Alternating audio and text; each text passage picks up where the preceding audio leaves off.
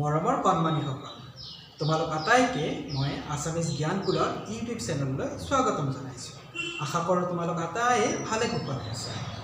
আজি আমি শিকিম অসমীয়া বৰ্ণমালাৰ স্বৰবৰ্ণসমূহ বা অফলাখন কি ধৰণে আমি সঠিকভাৱে উচ্চাৰণ কৰিব লাগে। তাৰ লগে লগে আমি আৰু এটা কথা শিকিম যে কোনো এটা পাঠ আমি কিদৰে আয়ত্ত কৰিব লাগে।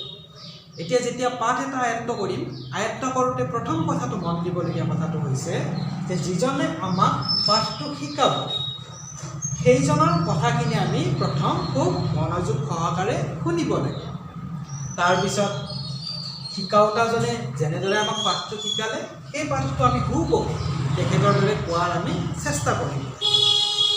তাৰপিছত আমি সেই পাঠটো নিজে নিজে পঢ়াৰ চেষ্টা কৰিব লাগে আৰু একেবাৰে শেষত গৈ সেই পাঠটো আমি প্ৰথম চাই লিখিব লাগে আৰু তাৰপিছত আমি নোচোৱাকৈ লিখাৰ অভ্যাস কৰিব লাগে।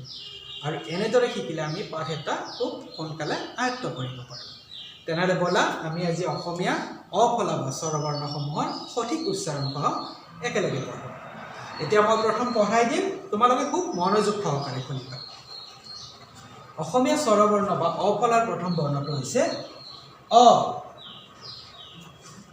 আ, হ্ৰস্ব ই, দীৰ্ঘ ই, হ্ৰস্ব উ, দীৰ্ঘ উ, ঋ, এ, ঐ, ও, ঔ। এতিয়া মই তোমালোকক পঢ়াই দিলোঁ, এতিয়া তোমালোকে মোৰ লগত একেলগে পঢ়িবা। আমি একেলগে এই পাঠটো 3 বাৰ পঢ়িম, ঠিক আছে? আমি প্ৰথমবাৰ পঢ়িছোঁ, তোমালোকে মোৰ লগে লগে মুখে মুখে এই পাঠটো পঢ়া। অ, আ, হ্ৰস্ব ই, দীৰ্ঘ ই, হ্ৰস্ব উ, দীৰ্ঘ উ, ঋ, এ, ঐ, ও, ঔ। আকৌ পঢ়িছোঁ আমি। অ, আ, হ্ৰস্ব ই, দীৰ্ঘ ই, হ্ৰস্ব উ, দীৰ্ঘ উ, ঋ, এ, ঐ, ও, ঔ। আমি পুনৰ আকৌ পঢ়িম হা। অ, আ, হ্ৰস্ব ই, দীৰ্ঘ ই, হ্ৰস্ব উ, দীৰ্ঘ উ, ঋ, এ, ঐ, ও, ঔ। এতিয়া তোমালোকে মোৰ লগে লগে মুখে মুখে পঢ়িলা, তোমালোকে অফলাখন কোৱাৰ অভ্যাস কৰিলা।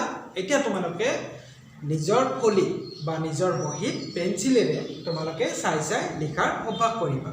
আৰু যেতিয়া তোমালোকে চাই লিখিব পৰা হ'বা তেতিয়া তোমালোকে অফলাখন নোচোৱাকৈ লিখাৰ অভ্যাস কৰিবা।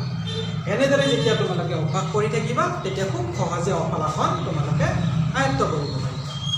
তোমালোক আটাইকে মই পুনৰবাৰ ধন্যবাদ জনাইছোঁ আৰু পৰৱৰ্তী পাঠৰ কাৰণে তোমালোক সংযোগ হৈ থাকিবা আমাৰ ইউটিউব চেনেলৰ লগত।